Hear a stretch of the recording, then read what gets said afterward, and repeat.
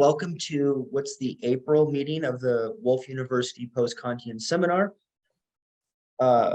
It's my pleasure today to introduce our speaker, Professor Bettina Bergo, who's a professor of philosophy at the University of Montreal.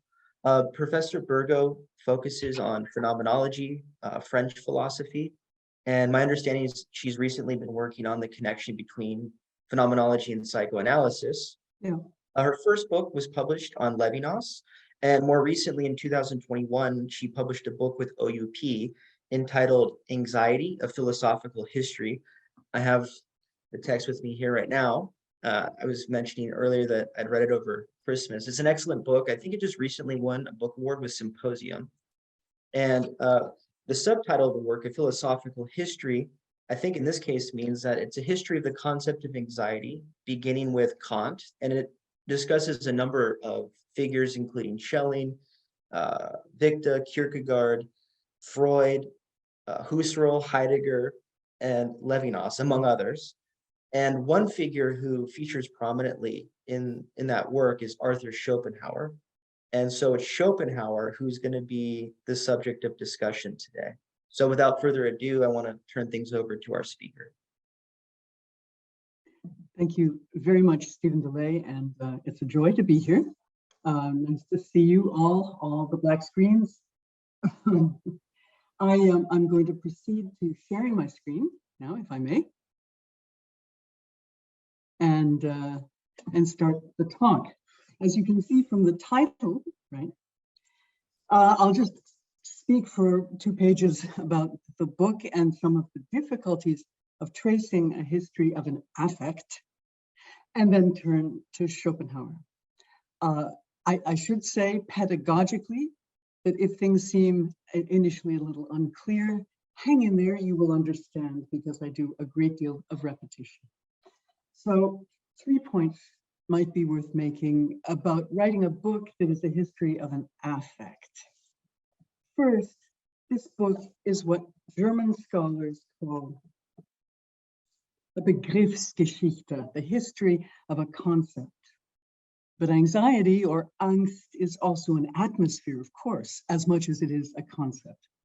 In fact, sometimes it's a symptom because we don't always recognize the atmosphere in which we are thinking or acting. Second point, I'm calling anxiety an affect because it affects myself or my ego, something that both phenomenology and cognitive sciences recognize today. Affect here is largely a synonym for feeling, okay? And there's a useful distinction to be made between feelings and emotions which are cognitively richer. Anxiety, of course, may flow into emotions when it combines with intentional emotions like resentment or jealousy. Nevertheless, its horizontal character can escape our notice as it combines with these other emotions. Which brings me to the terrible question of basic emotions, a debate that I will not really go into here. You know, the question, shall we classify emotions into basic versus advanced emotions, elaborate ones? Are there basic emotions? How many are there? Of course, Darwin's evolutionary theory did rely on that distinction. There's a chapter in the book about it. And Darwin listed 6 basic emotions, as you can see: happiness, sadness, fear, anger, surprise, and disgust. Now, he used letters with British colonies at the time, and there's a whole neo-colonial history to be told about this book.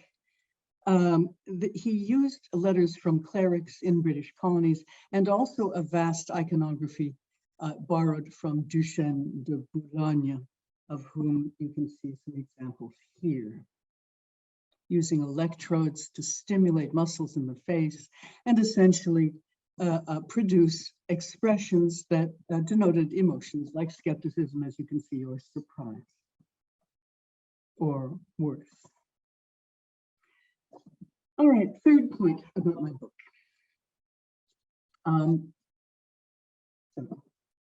Third point about the book, I'm sorry to proceed very rapidly, but I have a double task, and there is much to be said about Schopenhauer. The anxiety study was a counter history, because philosophers in the 18th and 19th century either relegated emotions to philosophical anthropology, or they made emotions the adjuvants of reason. And you can think of Kant and Hegel in both cases. To be sure, things are more complicated than that, and we can return to that question if you want.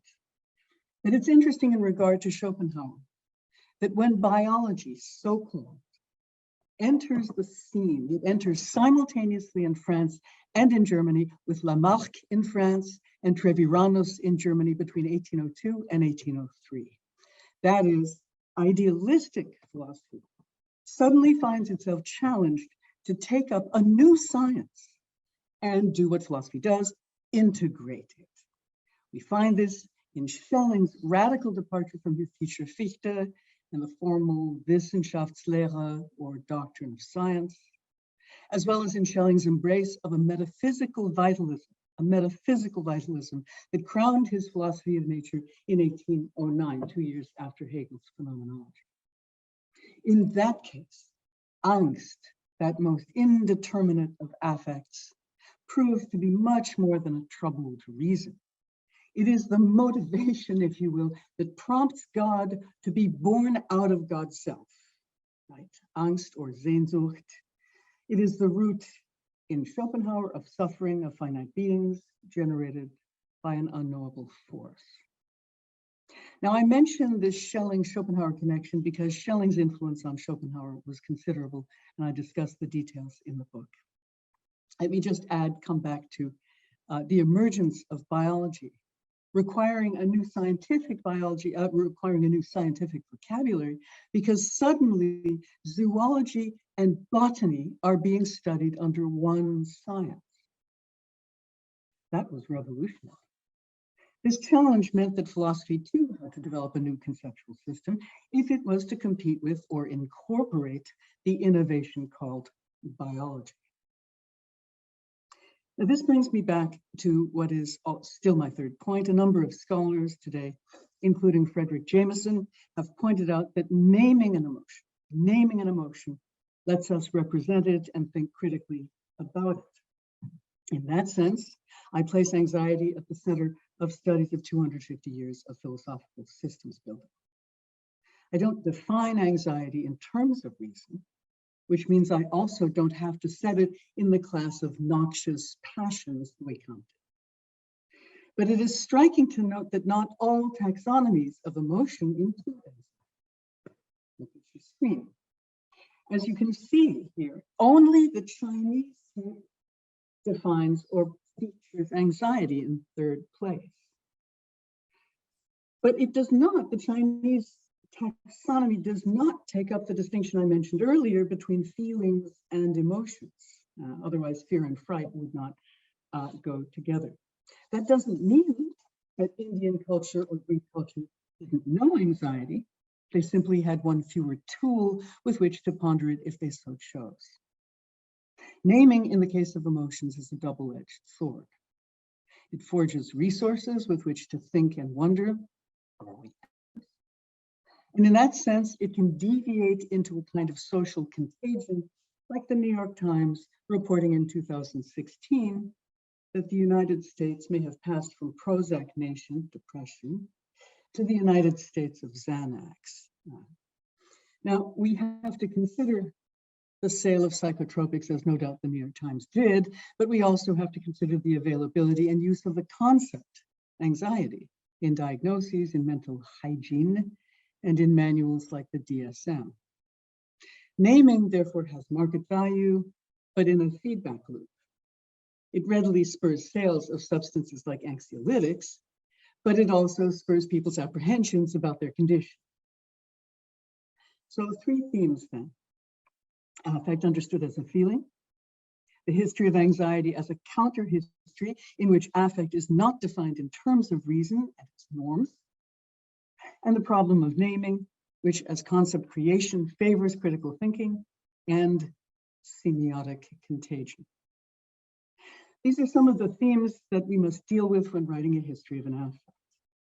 Another theme is the famous role of affect in mind-body parallelism. Would affect be the bridge, the best bridge, between cerebral and neurological processes and consciousness on the other side? Well, some people, like neuroscientist Carl Friston at the British Wellcome Institute, say so. And we can come back to that if you want. So I now turn to Schopenhauer. I'd like to make two general claims about his work. First, regarding biology. Schopenhauer began his studies with the illustrious physiologist Friedrich Blumenbach, 1752 to 1840. Blumenbach was an epigeneticist who, like many of his kind, opposed the preformationists. You can think of the difference in a way of the preformationists as kind of embryologists with a religious bent before their time. Like other epigeneticists, Blumenbach embraced the concept of life force, the Latin missus formativus. In Blumenbach, the German Bildungstrieb, or developmental drive, was an effect. I can't underline that enough. The Bildungstrieb was an effect, the effect of an unknowable cause. In short, it was a hypothesis. Blumenbach, better known to you probably as the German father of race theory, taught epigenetics while refusing to speculate on the metaphysical grounds of that drive. It was enough for him to have but one heuristic, this force, the Bildungstrieb, active in the shaping of an organism, any organism, that was in no way structurally predetermined the way the predeterminationists said. So Schopenhauer took 4 of Blumenbach's seminars at the University of Göttingen. And there's good reason to believe that he was deeply influenced by the physiologist Blumenbach, whom Kant had praised in the Third Critique. Of course, these forces, these plastic forces, had wide currency in German physiology and therefore in the emerging biology. Well, who cares? Spoiler alert. Arthur Schopenhauer cared, and he set about creating the metaphysical ground lacking in Blumenbach, which would facilitate absorbing philosophy, absorbing the new biology, again, into metaphysics. Philosophy at that time was struggling to maintain sovereignty over the sciences, the emerging sciences. Now, for this, Schopenhauer required a powerful distinction between the visible and the invisible. He found this distinction when he turned to philosophy, to late Kantian philosophy. Schopenhauer's encounter with Gottlob Schulze, the Kantian skeptic and logician, convinced him to change his focus from biology to Plato and Kant. Schopenhauer began by studying with Fichte, only to grow disillusioned with the excess of formalism in the great idealist. Kant, on the other hand, gave him precious resources thanks to his transcendental distinction between numinal and phenomenal. Schopenhauer set about first to simplify Kant's philosophy. His Berlin thesis on the fourfold root of the principle of sufficient reason, published in 1813, addressed the problem of Kant's schematism, which, as you know, virtually defined the constructivist nature of human understanding. Intuitions schematized spontaneously with operative categories, the 12 concepts which produce experience in Kant. In turn, Schopenhauer showed in his thesis that ultimately all the other 11 categories could be reduced to one: causality. In short, Kant's 4 classes of categories, quantity, quality, relation, mode, were simply modalizations of Leibniz's sufficient reason. Now, remarkable here is that by taking causality and lodging it in perception, Schopenhauer anticipated phenomenology by almost a century. But he became a philosopher almost reluctantly.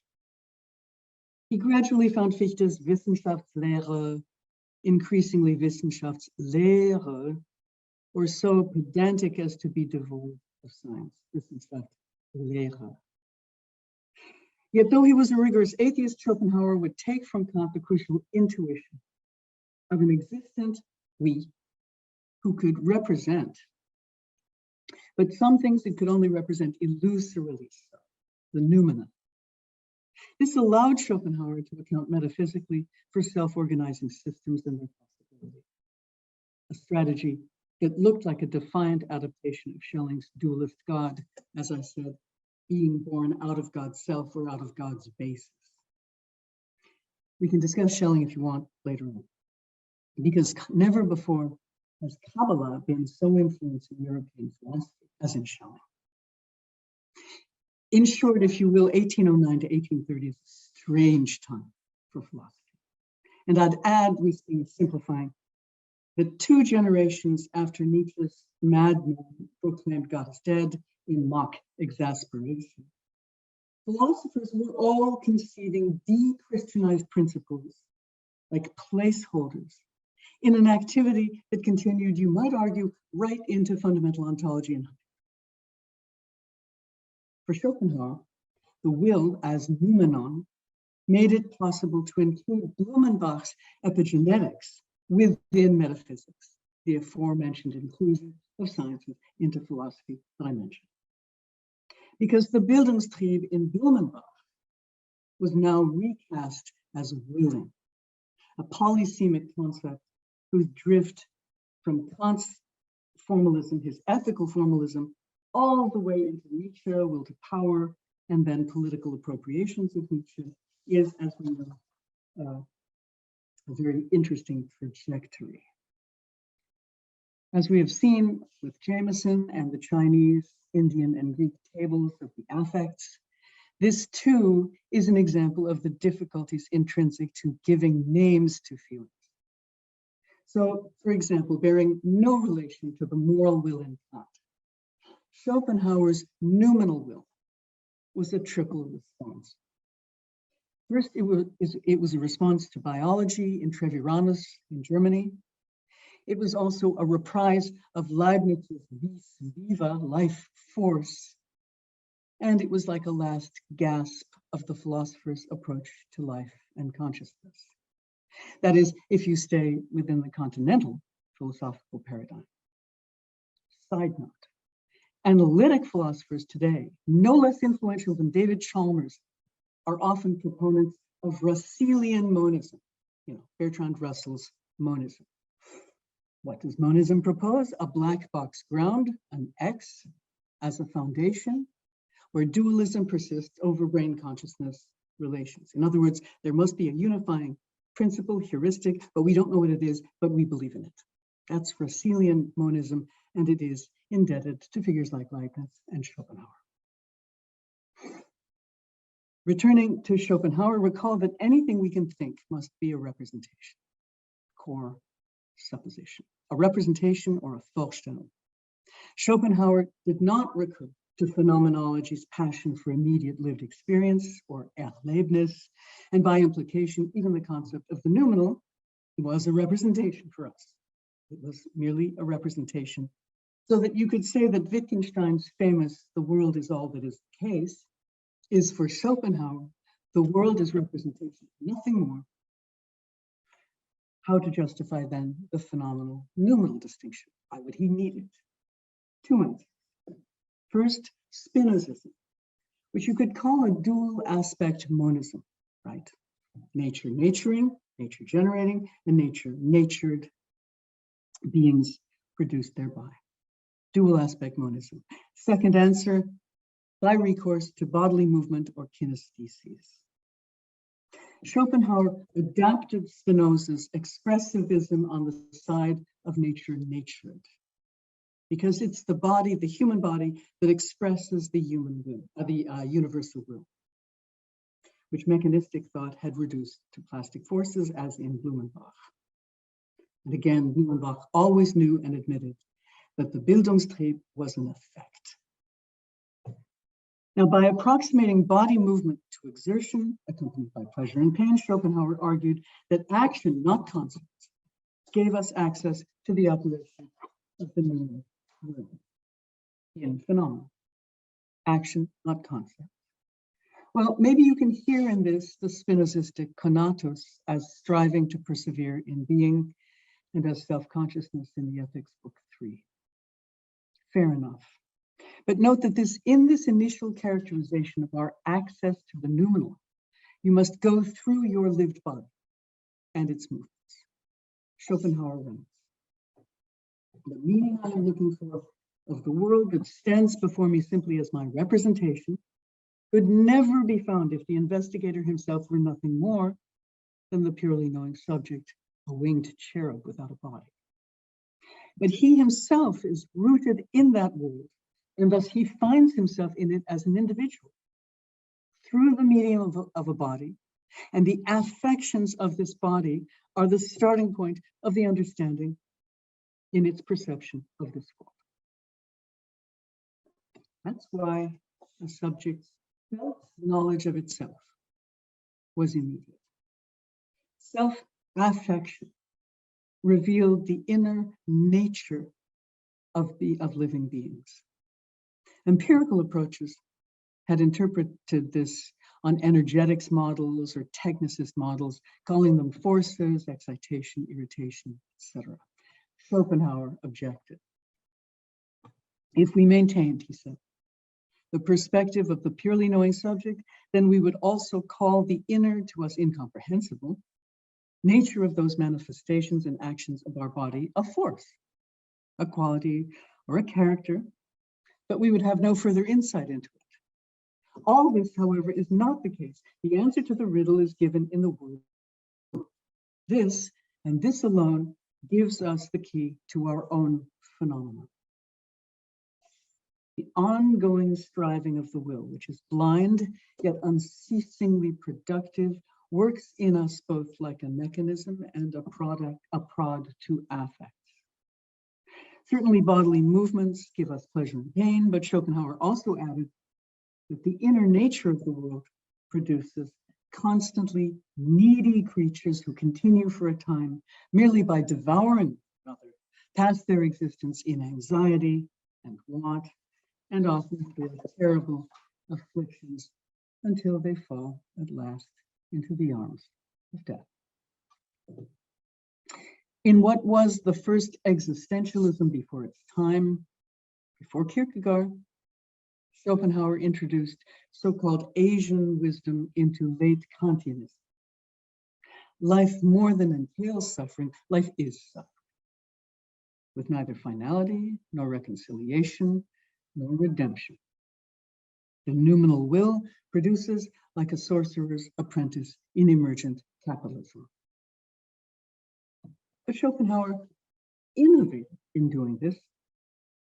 There was henceforth a fissure in the metaphoric glass separating Kant's phenomenal and his noumenal.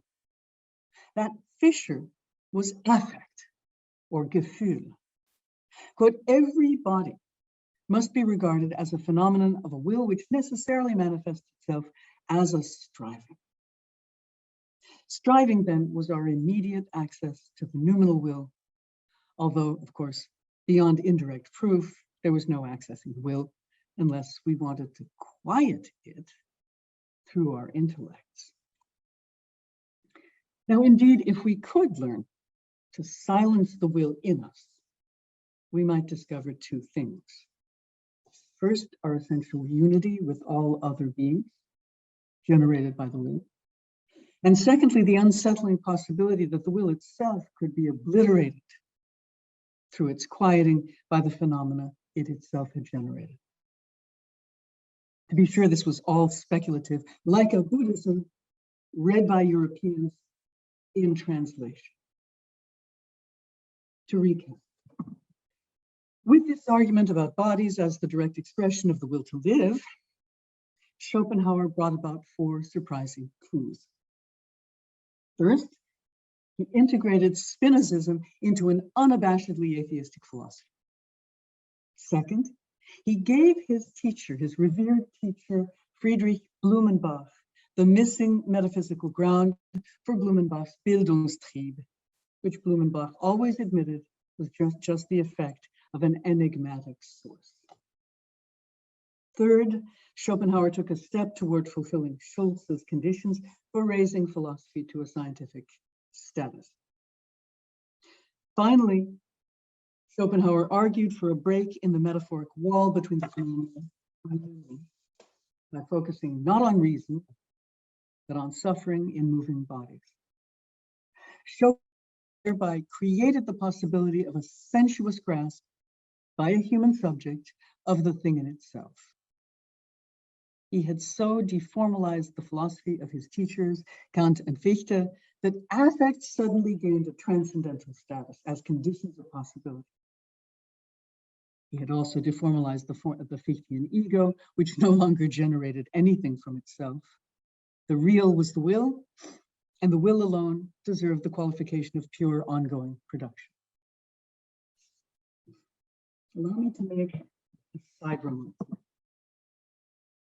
When Schopenhauer defended bodily movement as our access to the unknowable, he justified this by urging, quote, "We can never get at the inner nature of things from without.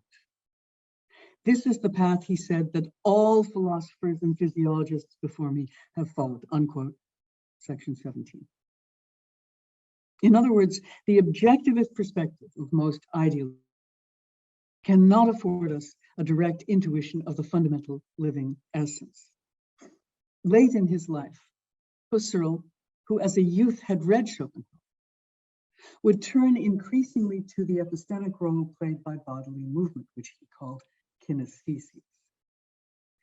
And by intersubjective empathy, Husserl relied on the possibility of forming ever larger communities of consciousness. That's the spirit of Schopenhauer. But this spirit is justly called pessimistic. The pleasures and pains that result from pursuing bodily purposes oscillate according to circumstances, now pleasure, now pain. But beneath lies a common pathos called suffering. Schopenhauer offered a number of examples of this pathos. One was the great lesson of suffering that is the common thread running through all beings in Asian thought. Thus, the mythic Hindu general Arjuna once looked out over thousands of his troops whom he knew would perish soon miserably in battle. Arjuna was seized with anxiety, wanted to flee the responsibility of their senseless deaths. Then suddenly Krishna appeared to him, recalling the unity and infinite productivity of the life principle. So Arjuna gave the order to charge. The senselessness of death was not abolished. There was no way to sublimate suffering. The point was knowing that life self-generates infinitely. We are but tiny instances of a vast process, and our egos little more than a late-coming illusion. In the second example, Schopenhauer discussed an executioner who just before wielding his axe realized that, quote, "the difference between the inflictor of suffering and he who must endure it is only phenomenon. It does not concern the thing in itself, which is the will that lives in both of them." Note that the lesson was moral this time, an invitation to compassion. So the noumenal will did not debar reflection on ethics, it encouraged the sense of responsibility for our fellow beings. At the same time, the lesson encouraged agnosticism. Because though I share the infinite generativity of life in me with all other creatures, it's still my choice how I will take that intuition up. If you think about it, the two examples are almost contradictions of each other. One involves the slaughter of thousands, the other the sparing of one. We might compare this ambiguity with Nietzsche's possible reactions to the intuition of eternal return or eternal recurrence. I might fall to the ground lamenting that I have to do this all an infinite number of times. On the other hand, if I am Nietzsche, I can exclaim to this doctrine, "Oh, doctrine, you are divine," and suddenly experience the highest of moods, which opens my creativity in the face of eternal repetition.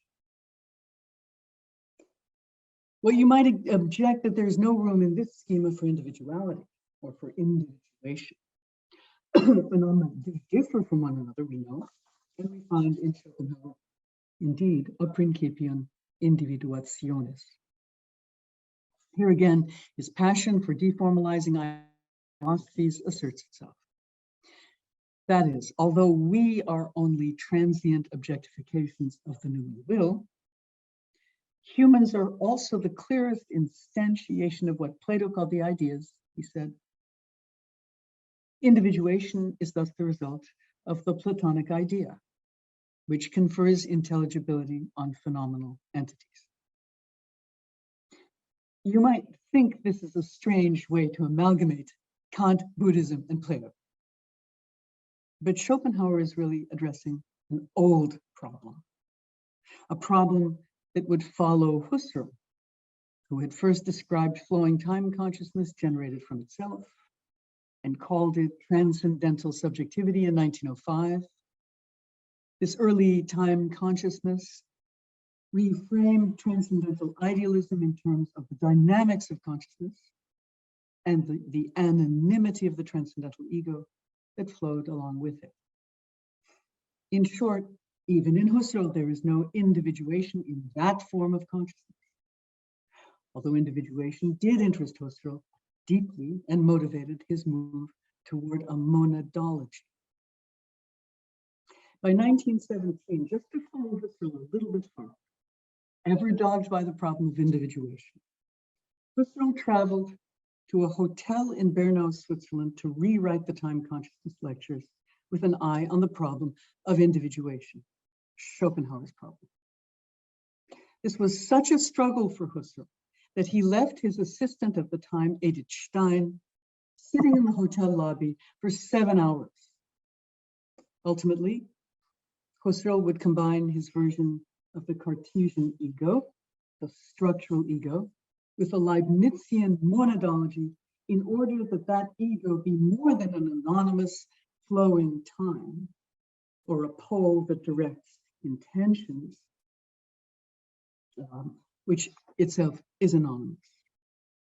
Another of his students has argued that the ego cogito, the Cartesian side of Husserl, and the monadology of Husserl are compatible. The transcendental ego and the monad individuated thanks to its personal history. That's an open question.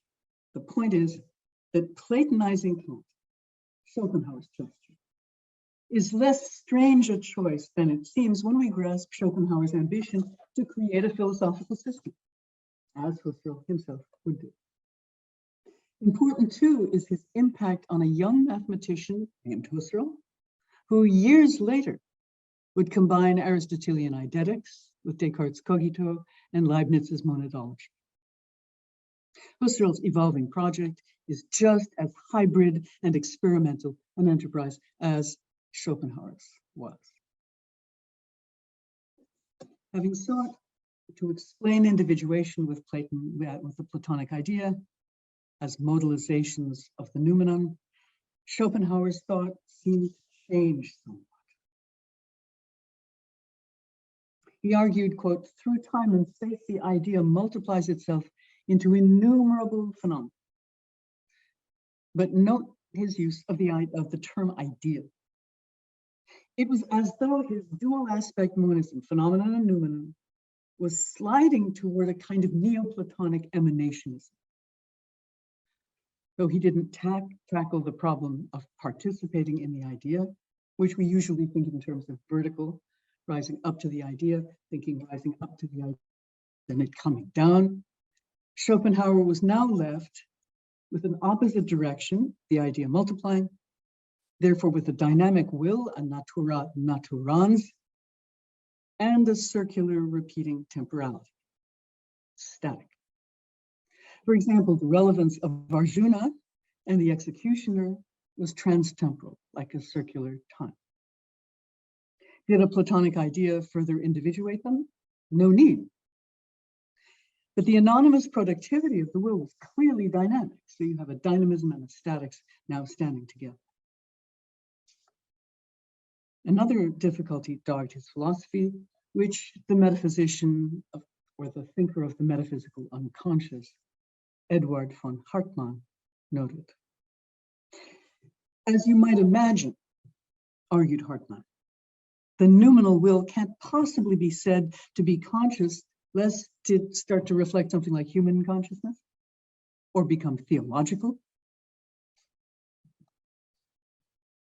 So why did Hartmann need to point this out?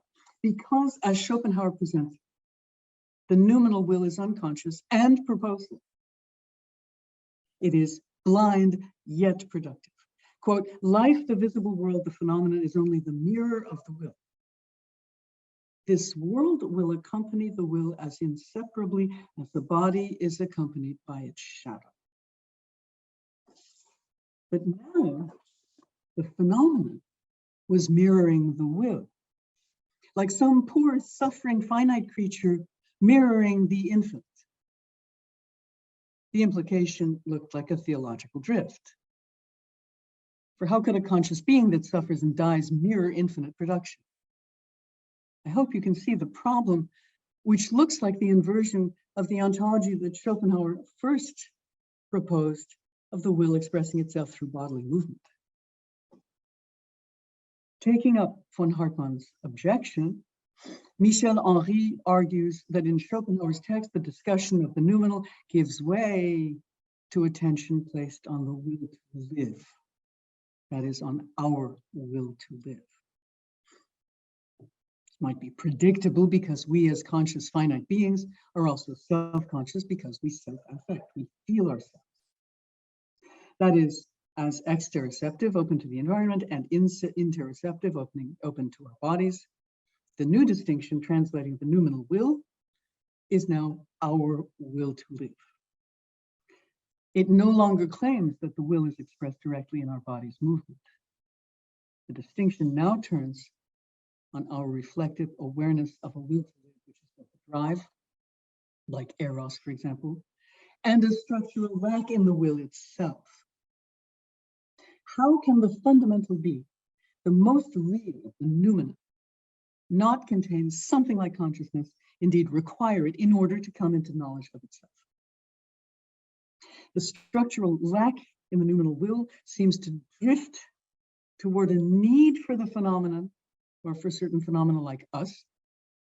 And we can't even say if this is just some epiphenomenal glitch, some accidental need on the part of the noumenal will, because we can't access it. Who would know? Now, I would have thought that there was no possible solution to the problem of pure noumenal generativity versus those beings that it generates.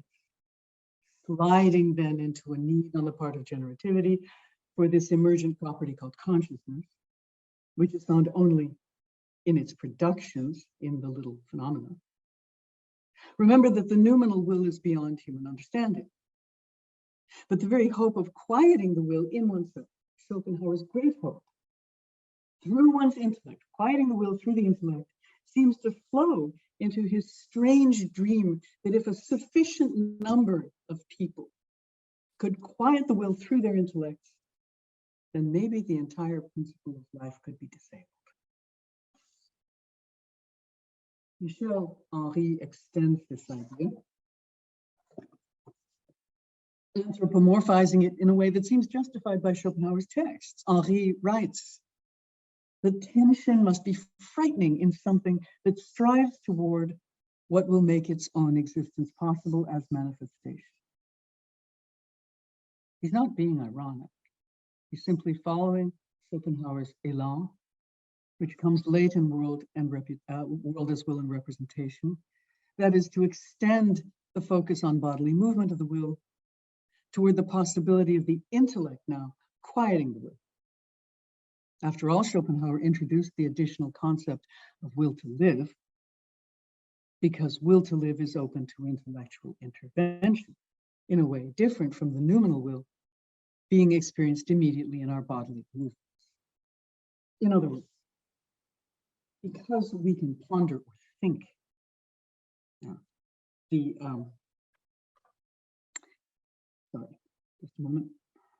will to live, because it is our representation, we're back in the realm of representation, not movement. We are squarely in the phenomenal, and the fissure that Schopenhauer brilliantly opened toward feeling the active numinal has now shifted back to the intellect. For Henri, this adjustment has a sad consequence. Quote, life ceases to coincide with and define itself by the way it had first done when Schopenhauer described it as bodily movement. You can see, I hope, that the conscious subject now finds itself challenged to bring consciousness to the universal machine, to the numinal will, and even to destroy it thereby. Thanks to an act by a generated phenomenon, we, humans, gifted with an emergent property called consciousness and intellect. For it was Schopenhauer's hope that universal production might be brought to a halt, neutralized, if a sufficient number of minds were able to quiet the will. Perhaps we can see Nietzsche's aforementioned response to his revelation at Sils Maria. Eternal recurrence incites us to despair or to exalt in the highest and ultimate expression of nihilism. Nietzsche intends the thought of thoughts to enliven our creative passions, to direct the will to power, rather than quieting the numinal will through the intellect. I'm saying that it is as though he inverted Schopenhauer, turned him inside out, as if completing Schopenhauer's destruction of late idealism, pushing its nihilism into one vast cosmological frame of will to power. In his turn, Henri also inverts Schopenhauer's insight, suggesting that some precursor of consciousness should logically be a part of the numinal will. Again, he writes, terrible of the will to live, if it is true that for this will, this numinal will, it is its own possibility of being that is at stake. As such, embodied life, the manifestation of that vital X, that vital unknown, by which Schopenhauer grounded Blumenbach's Bildungstrieb. Embodied life, once grounded in a metaphysical noumenon, gradually opens to the Baroque perspective of our human ability to represent that X as our will to live. Well, it is we who are philosophizing, after all, about the principle of life. But in so doing, the mysterious noumenon gets placed in tension with its own phenomena. All this comes late in the world, as with a representation, with Schopenhauer's exhortation to radical asceticism. We must abandon the self-affirmation that typifies our will to live and bring about, quote, the voluntary renunciation of satisfaction and perhaps therewith of suffering. Such a quieting is possible only because of the hiatus Schopenhauer introduced between the noumenal will, once expressed in bodily movement, and the will to live, which becomes a concept thanks to representation.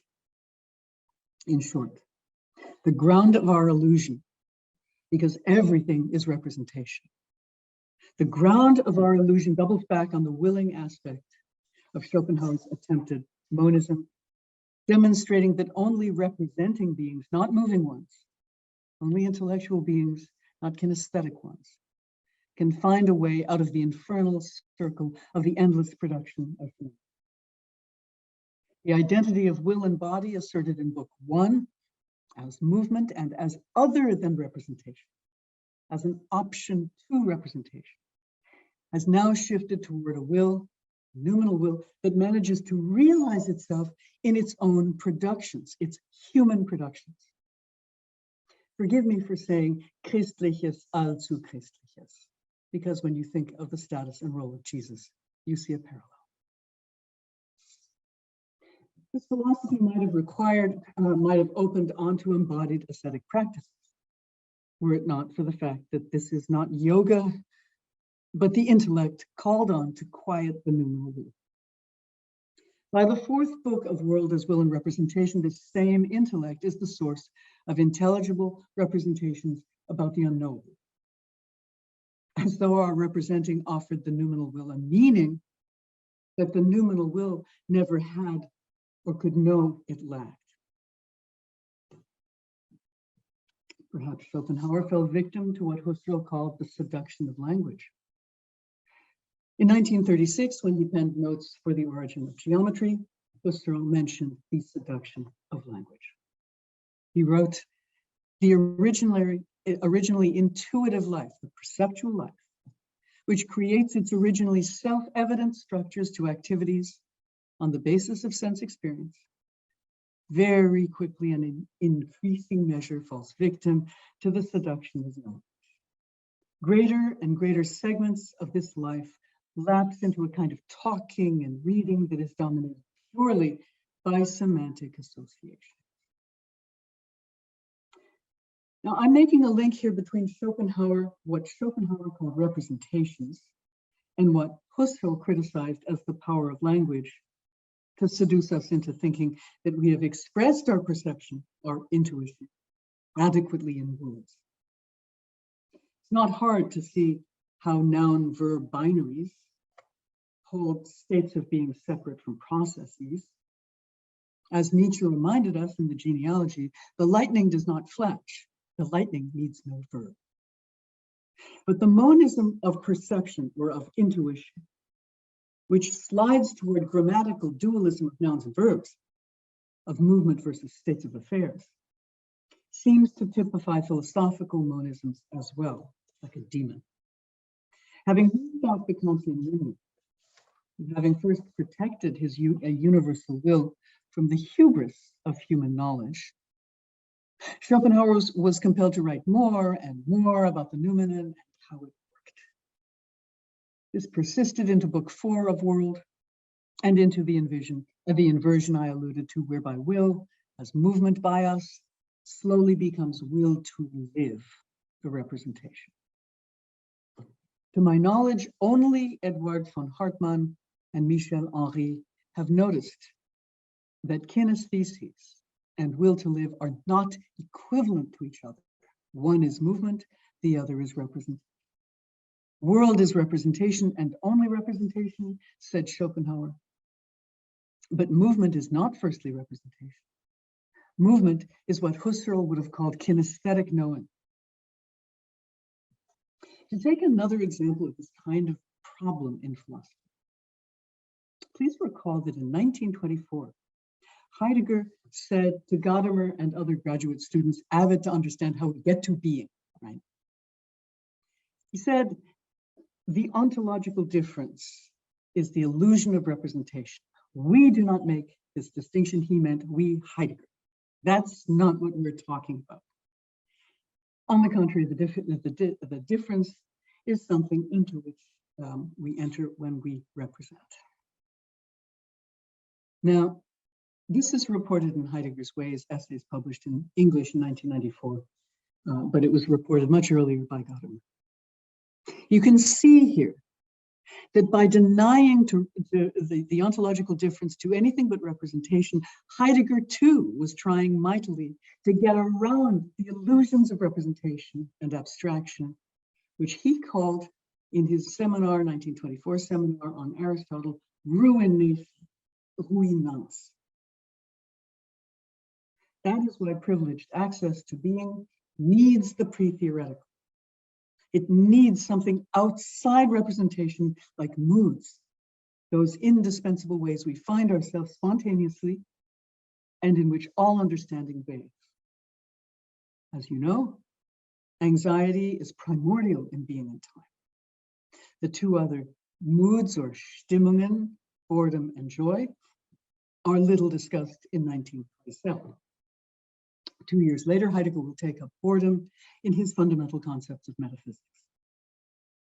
But I repeat that both Heidegger and Schopenhauer are searching for more immediate alternative paths to knowing what is.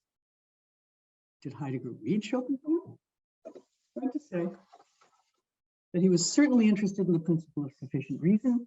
He has a work on it, discussion of which he drew from Leibniz, knowing full well that it was also the subject of Schopenhauer's doctoral thesis. Well, however that may be, by the 1920s, Schopenhauer was out of fashion. We might even speculate that the famous Ostwald Spengler, the author of The Decline of the West, 1918 to 1922, well, Ostwald Spengler, whom Heidegger read and commented, had supplanted Schopenhauer's pessimistic philosophy with Spengler's own historic and structural pessimism. It certainly bears noting that many philosophers read Schopenhauer.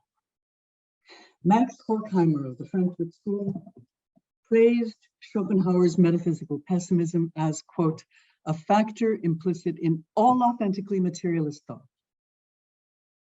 Adorno's recourse to the theme of suffering had more Schopenhauer in it than Kierkegaard, because Adorno was interested in social suffering, human suffering, not in the individual existential suffering that Kierkegaard depicted in his concept of anxiety.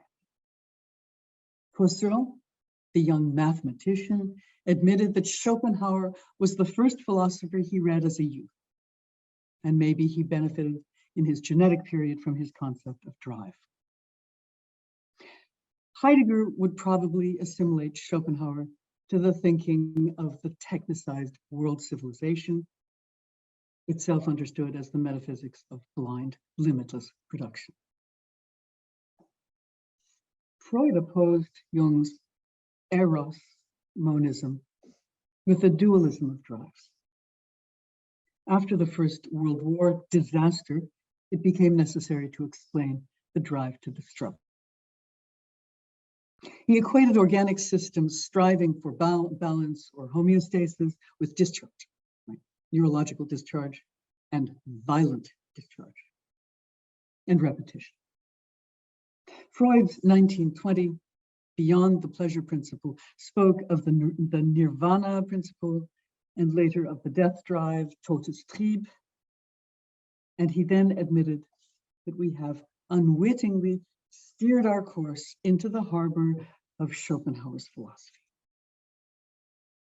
Unwittingly, but he never abandoned the possibility of a death drive after 1920. All of this forges an uncanny legacy for a century that Schopenhauer would never see, and of which he was no doubt symptomatic. In what sense symptomatic? Well, at the very least, for his attempt to ground the new science of biology in a metaphysical discourse lying on the border of ethics, of practical philosophy, and metaphysics. The metaphysics of blind production. Of course, it's not hard to say either blind capitalist production, but Schopenhauer is also symptomatic of a frequent response to what Freud called the drives, or, if you will, the quest to quell the urging in us, whether it's sexual or aggressive or will to power. This urge is like a strange European Buddhism. And recall that Nietzsche wondered in 1888 whether Europe was mature enough for the fatalism and intellectualism of Buddhism. Above all, however, Schopenhauer shows us our need to thematize suffering. That fact of existence that the neo-Kantian Hermann Cohen said had consistently outpaced philosophical reflection. Whether the suffering of sickness, mortality, or our daily, or the daily upwelling in us of angst. Thank you.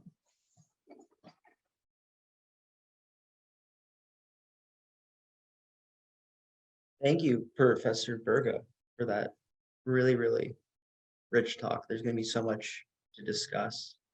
I want eventually in turn to open the seminar to attendees who may happen to have a question for you. But before doing that, in the interest of kicking the discussion off, I just have some thoughts that I wanted to share to see if you have any sort of reaction to them. Sure. Maybe the first thing concerns the concept of anxiety itself. So early on in your talk, you had alluded to what you might call a sort of everyday sort of medico-psychological or psychiatric conception of anxiety.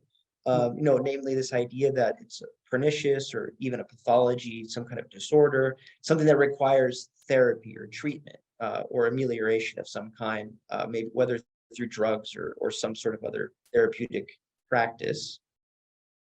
And then, presumably there's something else going on that is being hit on by the philosophers, which you might call affect or something, right? And there's different ways of understanding anxiety, you call it angst, outside of this strictly therapeutic, psychiatric, psychological, everyday understanding. But so if we do distinguish these ways of looking at anxiety, and we do differentiate them, what kind of relationship you see between the two, or what sort of insight into anxiety do you think we're gaining from a philosophical understanding that maybe the medical establishment and the sort of everyday conception of anxiety is overlooking or missing?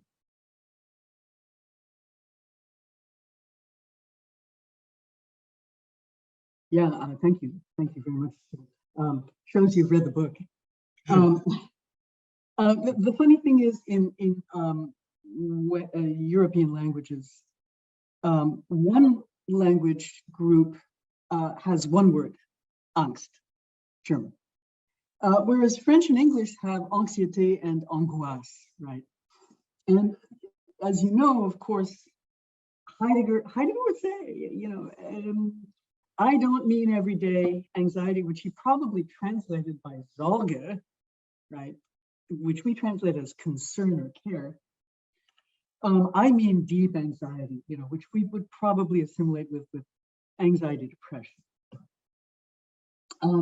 So the everyday use of anxiety is usually probably for anxiety rather than anguish, right?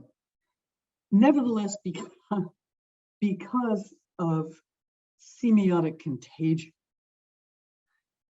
since I would probably argue that we're all anxious and that it is reflective of a certain self-affection. It is the basic, largely indeterminate, buzzing, very bodily, very, very widespread phenomenon that then, the drug industry and other enterprises seizes on to speak about anxiety disorder, and of course, that the DSM just goes all over the place with this. There are different kinds of anxiety disorders. They marry it to other types of things. Freud had a terrible time because, because first he thought, okay, from his neurological model, anxiety just means bodily energy that has not been sufficiently discharged effectively through sexuality. Then he meets people who have no such sexual problems in Vienna. And so now anxiety becomes the question of psychological anxiety rather than discharge anxiety. And finally, in his debate with Rank, he ends up saying anxiety would be primordial. It would be rooted in the organism's self-suffocation as it's born. The error that Rank made, according to Freud, was there wasn't enough ego there to remember perceptually what caused it angst.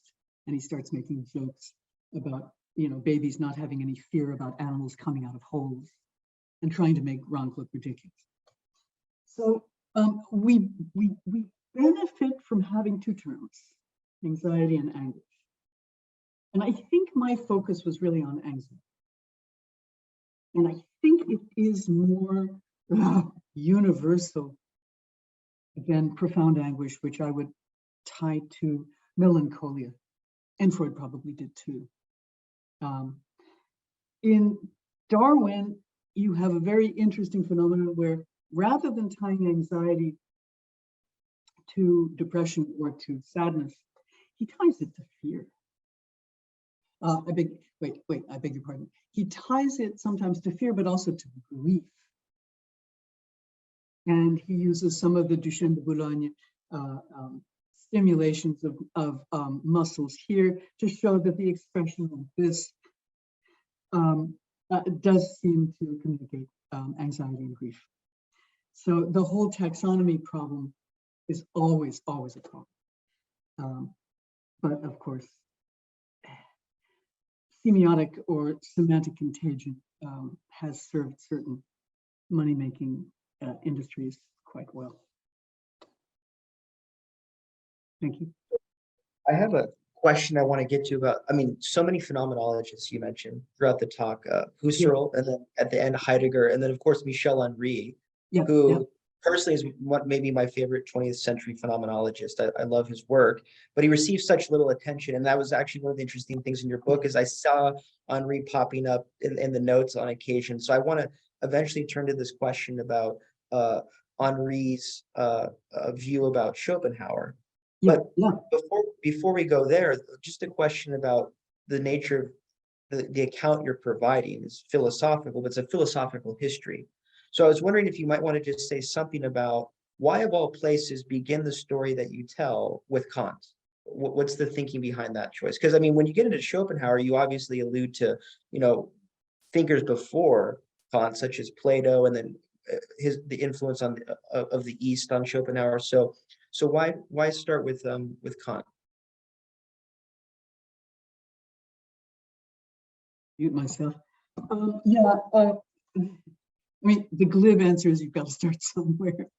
The less glib answer is Kant predetermines so much of what follows him. I mean, by the time the Spinoza debate or the Spinozismus Streit takes off, Kant is still alive. He's an old man. We're talking about probably 1798. It engages liberals like Cohen. It engages how to qualify Goethe, universalists. And this goes on for 40 years. And it's really how are we going to take the inheritance of Kant and infuse life into it?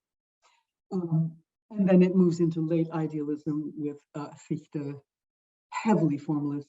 And then the Schellingian revolution, which is breathtaking. It becomes a vitalism.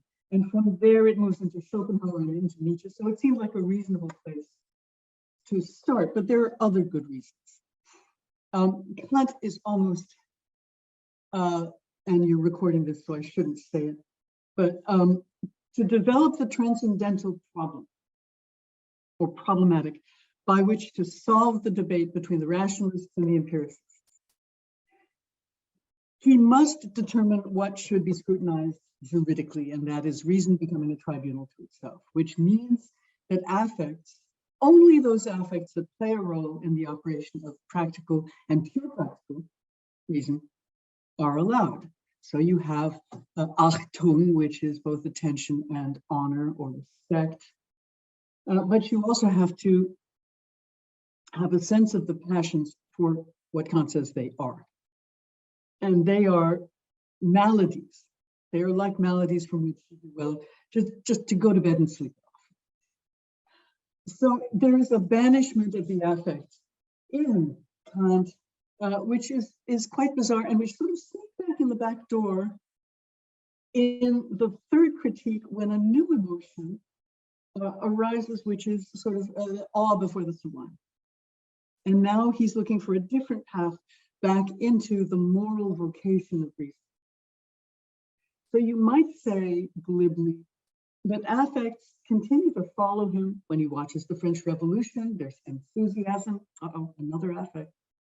But you should really people should really look at what he says about affects and passions, affectus and Leidenschaft, in the philosophical anthropology, because what he's really saying is act like a behaviorist. In other words, what counts is your behavior among people in the world. You feel a passion, let it go, get rid of it somehow, sleep it off, whatever it takes. But the real value of philosophical anthropology is to teach us how to navigate the world. There's another factor, which is that he talked about in the pre-critical period, negative magnetism, argued that pleasure and pain are not like positive versus negative. They're both positive magnitudes. And with that, he attempted, in a sense, to resuscitate on a non-utilitarian basis, because nothing's negative. You don't want to transform a negative into a positive or a positive into a negative, which allows him to approach ethics with a sense of affects as all positive phenomena. And I think I try to argue that that early interest, which he appears to drop after his psychological, in writing the first and second critiques, may actually be in the back. So Kant is a very complicated figure. Two German psychoanalysts, Gernot Böhme and his brother, wrote a psychoanalysis of Kant called Der andere der Vernunft, which are the other of reason. It's only in German, alas, but I cite it at the end. Henri, of course, is, Henri takes self-affection and really works it. So that for Schopenhauer is the beginning of the reintroduction of awareness of self-affection into philosophy. And therefore the great deformalizer, even before Nietzsche. Well, before getting into Henri, maybe we can say something about Heidegger. So Sure. Heidegger is famous or notorious, depending on your view, for distinguishing his fundamental ontology and the existential analytic of being and time from philosophical anthropology. Yeah. And Heidegger always tries to say that what he's doing as a phenomenologist is a science, but it's the science of being. It's not psychology. You know the routine. Right. But interestingly, in listening to your response about what Kant's doing, this idea of the affect or anxiety being the other of reason, Yes. in a way, you could see Heidegger is working in that broadly Kantian tradition, in that he's trying to work out a view of the human being as something that's not fundamentally a rational animal. And maybe this is why he locates the sort of core of the human condition in anxiety. So do you want to maybe say something about what Heidegger is doing in terms of this long-standing philosophical attempt, right, to make sense of who the human being is and how anxiety fits into that philosophical project in terms of the history of philosophy more generally, and maybe also in terms of Heidegger's relation to the other phenomenologists? I know you had mentioned Husserl, so maybe you have something to say about that as well. Thank you. Yeah. It's no accident, is it, that Husserl, in his copy of Being and Time, which was dedicated to him, wrote in the margin, philosophical anthropology. This was not what Heidegger intended, right? He was not trying to write a philosophical anthropology, and whenever people teach him that way, I get nervous or anxious because what he's trying to do is refocus our, if you will, attention on a question that religious philosophy covered over, which is the question of being. Why is there, a Leibnizian question, why is there being instead of simply nothingness? In a Leibniz with pre-established harmony, that's a theological question. So in that respect, Heidegger, because he studied carefully in the 1920s, Augustine, Eckhart, and other theologians, as well as Aristotle, at the same time, it's as though fundamental ontology were a correction to centuries of layerings of metaphysical interpretations of being, scholasticism. That's why he writes, he retranslates Aristotle's ethics into much more everyday terms, so that to get off the accoutrements of scholasticism and get back to the Greek. So if you ask Heidegger, this is not philosophical anthropology, and people shouldn't teach it that way. On the other hand, it is a transcendental project, whether he announces it or not, because anxiety or deep angst opens a fixture. It opens us toward a question that we otherwise, if we were not caught in it, would not pose. What's the question? What the hell am I?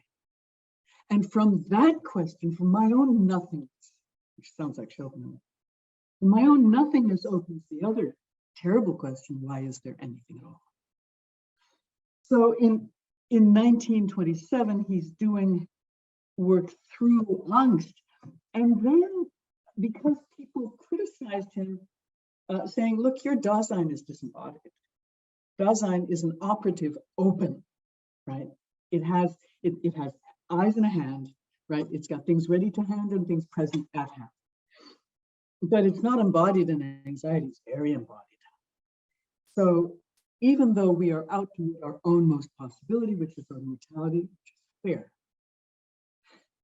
are we not anxious about it? Does that not point us in the direction of the bivalence of anxiety, which is bodily, affect, and intellectual potentially? And so I think Heidegger in 1929, when he writes the fundamental concepts of metaphysics, and focuses on entomology on the one in the first part, right?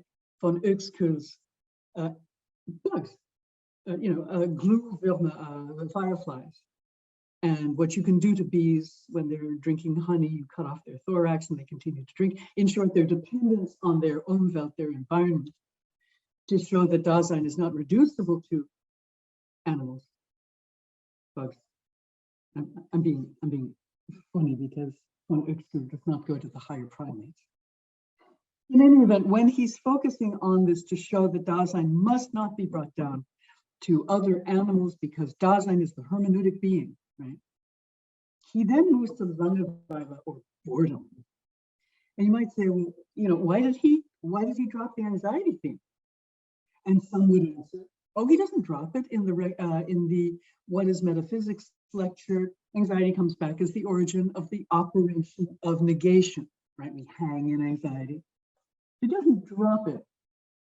But I think that insistence on the bodily quality of anxiety was such that he, in 1929, rather than 36, I believe, in 1929, he's focusing on boredom and its impact on time, stretching, lange, long, Weile, while, because it's a lot less bodily.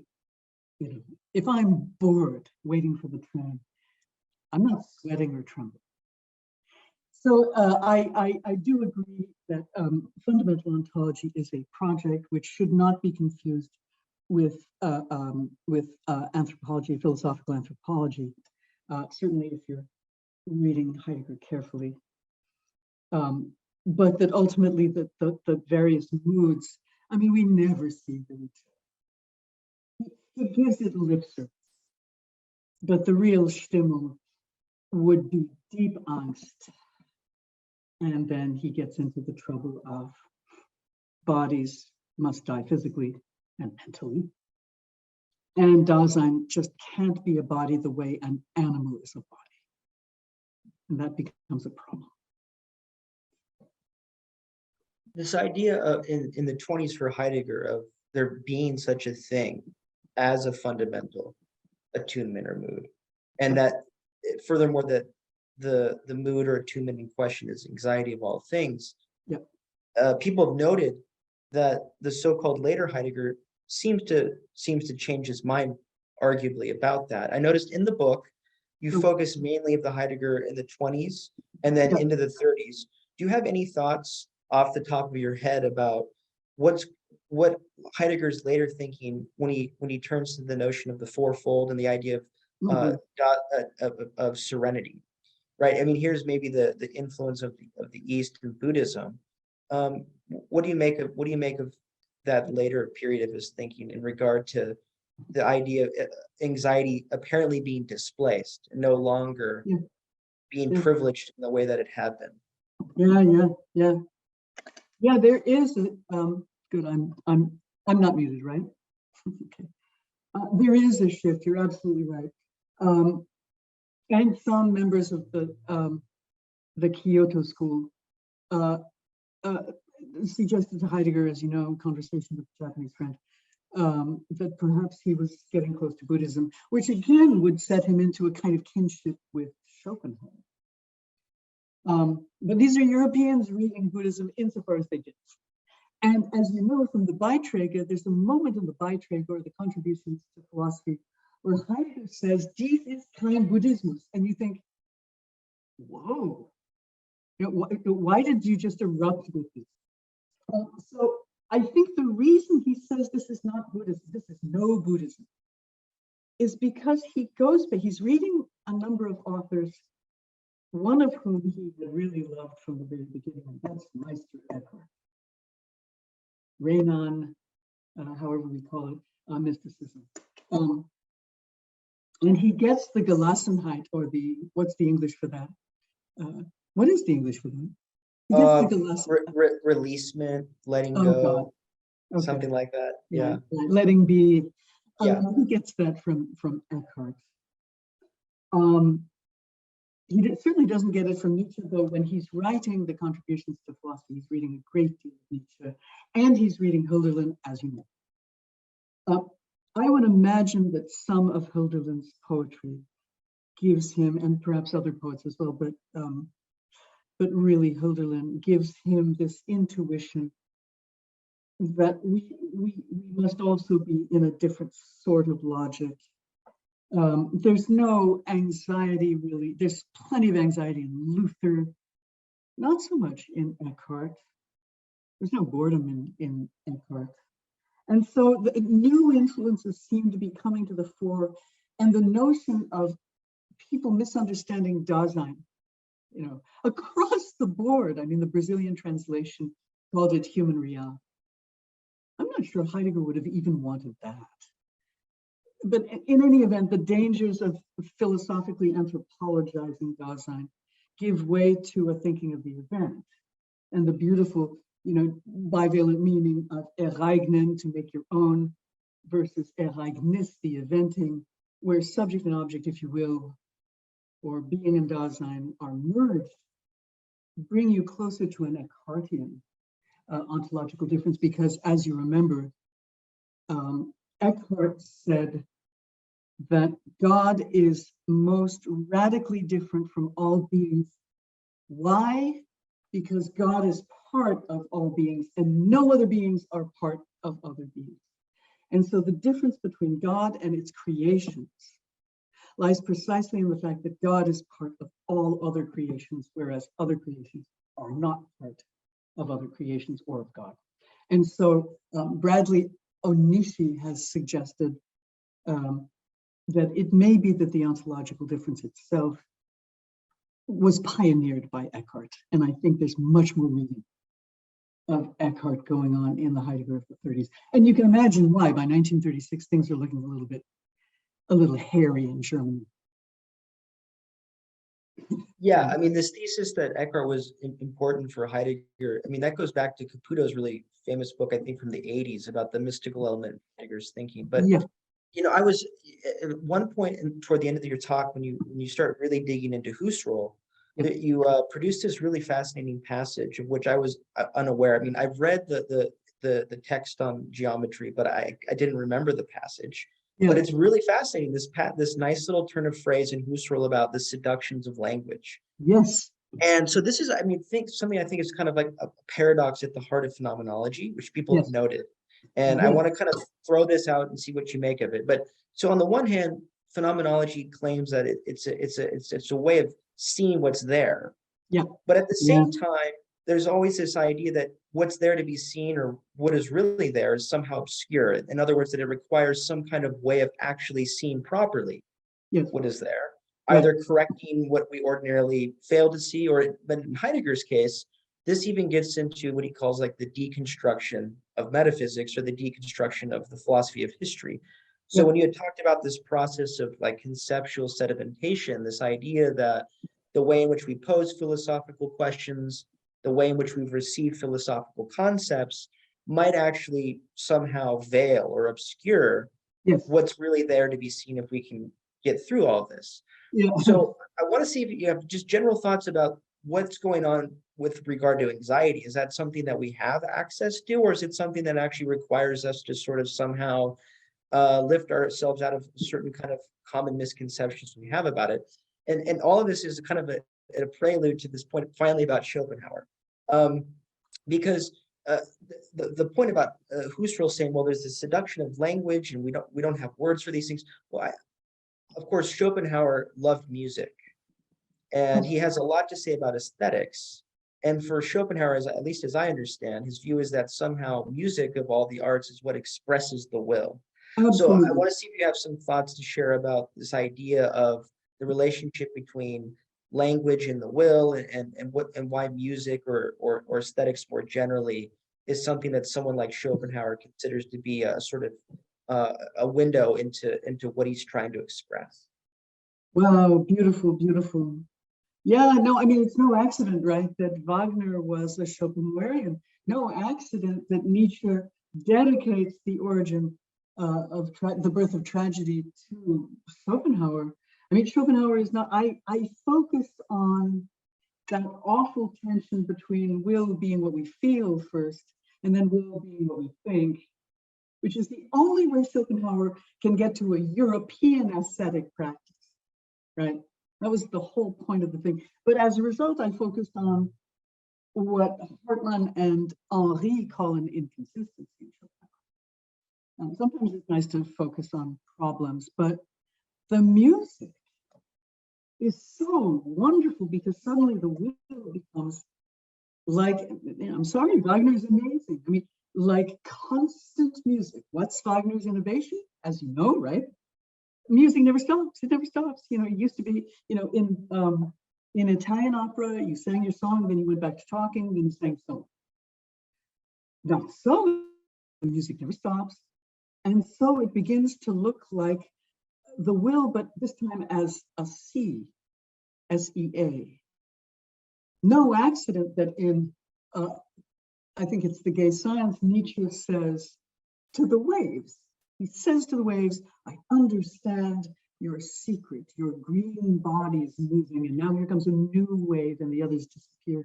And so in a moment of sort of romantic Schopenhauerianism, Nietzsche has this little dialogue with the sea, which is probably the greatest image we have of process. About the, I almost tremble about the seduction of language because as you can guess, Husserl is aware that language, that all perception is always already linguistic. So how do you parse those two? And one person who's done beautiful work on this, although he's very difficult, is Mark Lussier. In any event, as you know, probably, I think in the preface, the German preface to Experience and Judgment, which is not a work by Husserl, it's his lectures that Landgrebe put together as Husserl was getting in. They say, you know, we have a problem of language here, you know, because you Husserl every now and then you want to have experiences purely intuitive, purely perceptual. That doesn't make sense. So the whole problem of language, I think, dogs Husserl. He thinks he's finished it off in the Logical Investigations, which he revisits 14 years later and rewrites. But you know, he has it sort of overarching perception. That can't be right. So I think it's a problem that remains and runs through his system. As to the deconstruction of metaphysics in Heidegger, yeah, that's why people object so much to some of his translations of the Greeks, but I'm not quite sure how to bring that into line with Husserl's problem. You mentioned anxiety and we have access to it. Oh, yes. Yes, it's pretty immediate, I think. So the passage, and you will find that there's about 6 pages in to The Origin of Geometry, on the seduction of language. Maybe he actually means something more like Gerede in Heidegger, or, you know, idle chatter, right? But you can push it and say conceptualization is crucial, is necessary, but what is an eidos if not a concept? And then the Hegelian, in a sense, wins that move on the chessboard. You see what I'm saying? With Husserl. Because perceptual idea or essences, sure, I mean, I don't have to see the whole tree to know it's a tree. But where does language come in to give me that treeness? Isn't it also crucial, and in what way? So it is an ongoing process. I don't know if you're familiar with the work. You may be, maybe you cited at some point in your text. I can't recall. But have you read Adrian Moore's book on metaphysics, the evolution of modern metaphysics? Wow, no, I haven't. I should. The reason I Because I'm mention it is also- that his thesis is that one way to understand what metaphysics is, and from Kant onward, is this attempt to seek understanding or intelligibility, to make sense of things, right? Yeah. And that's something we see in Heidegger. He's trying to make sense of who Dasein is and make sense of the question of being. Yeah. So I wonder if we think of philosophical inquiry in a sort of general sense as this attempt to bring some kind of clarity or intelligibility or sense Yeah. to experience, to life, to the world on the Yeah. one hand. Yeah. But then on the other hand, that in doing this, we're sort of recognizing that, like for example, in the case of Schopenhauer, that at bottom everything is this sort of this will, right? What to make of that apparent? I mean, you might think futility, right? That, well, philosophy is seeking a kind of intelligibility or make sense of something, but what if, at the heart of things, what if they don't make sense? Then what is philosophy, right? So like this is particularly in the case of this whole issue about suffering, right? So Yeah. you've mentioned Leibniz. There's ways of providing theodicies. There's theological responses to the traditional problem of evil or suffering.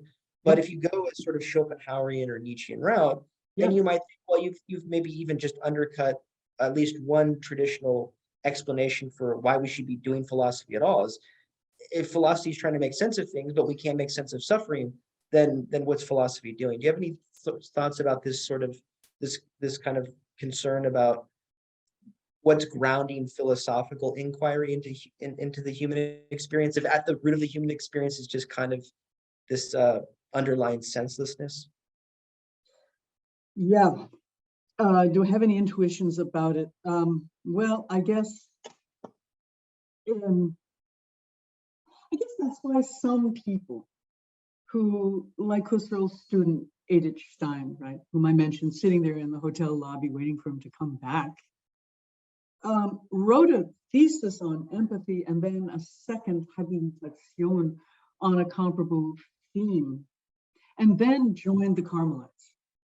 Well, she had trouble finding a job in philosophy as a woman, but I think there was more at stake in that than just that, because you can do other things than join the Carmelites.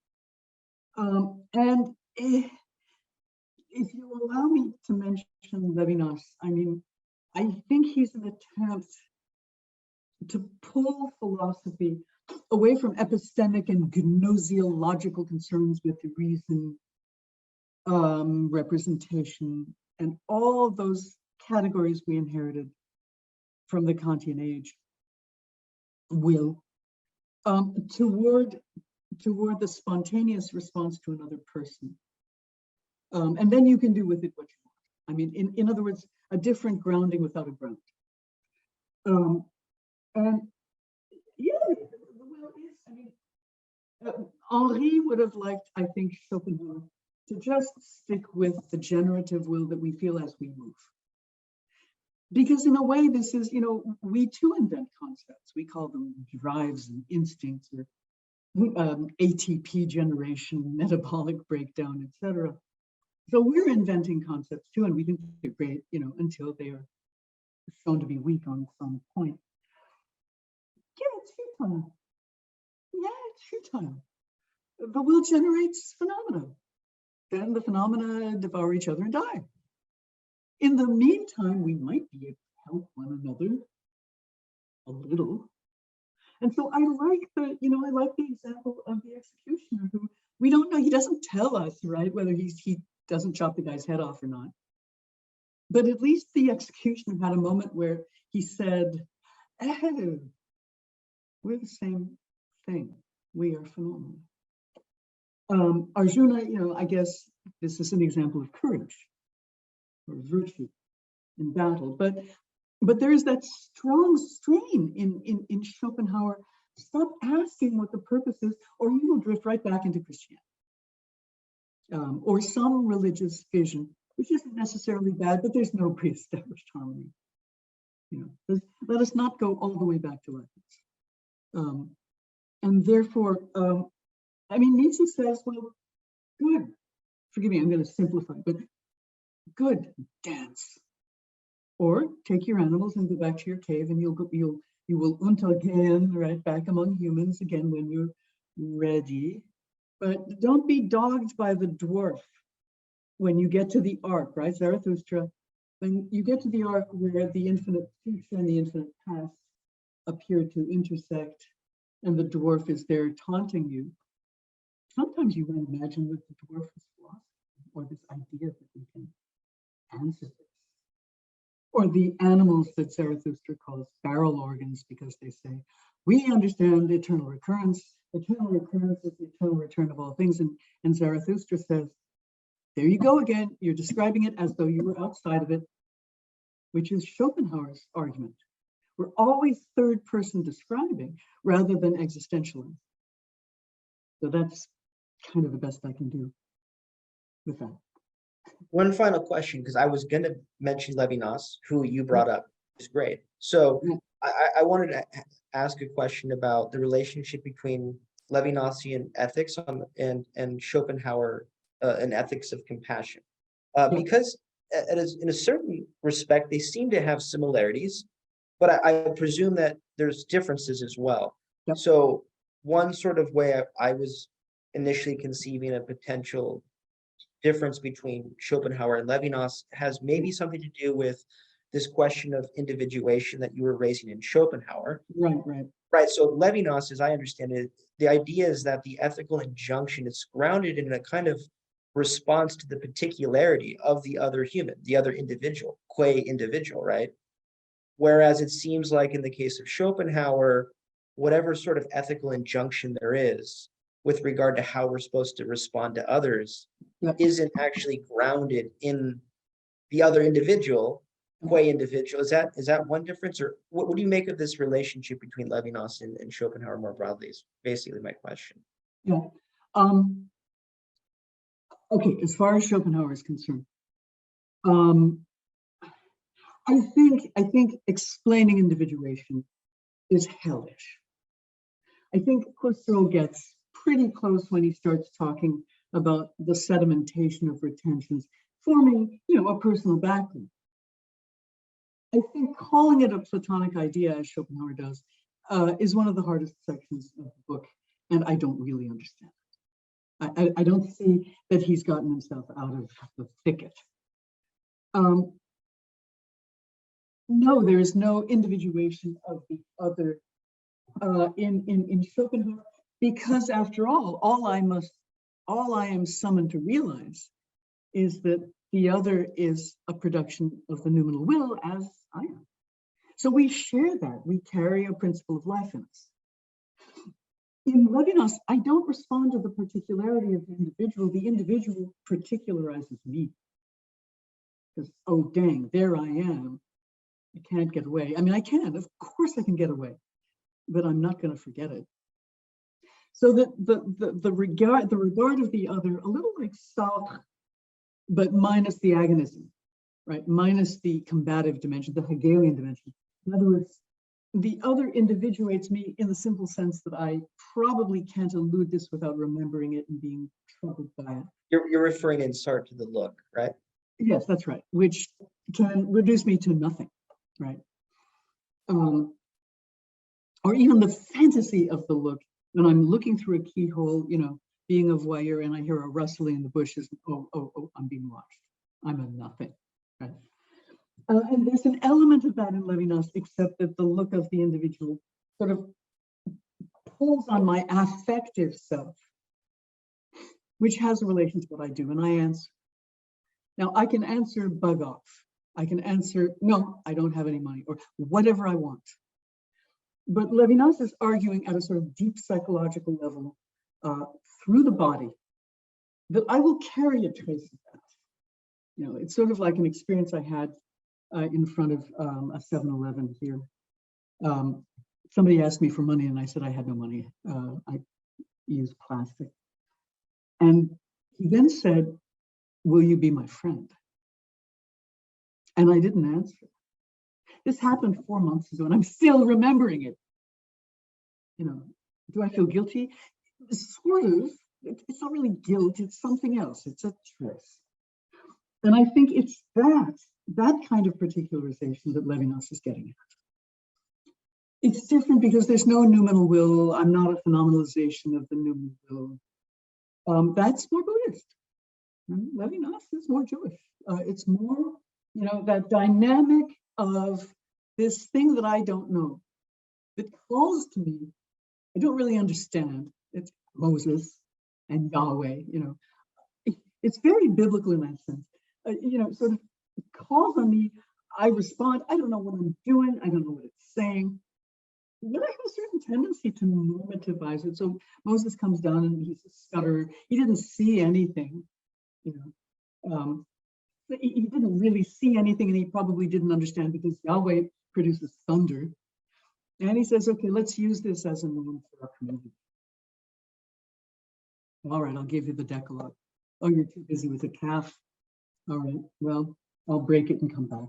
You know, but you see what I'm trying to say. In other words, we then have as a task maybe to use this in terms of morals if we so choose. But it's an encounter with a profoundly unknowable thing.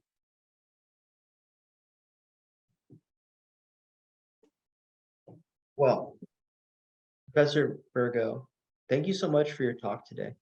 It's been a wonderful experience. It's been my pleasure to host you here today at the seminar. And I think we've reached time, so we can conclude there. And as I mentioned, because today's session's been recorded, it'll be posted online at the Woolf YouTube site. So people will be able to watch there as well. Great, wonderful. Thank you both, Zach and Stephen. I really appreciate it. I had a great time. Thank you. All right, have a good day. Bye. Bye.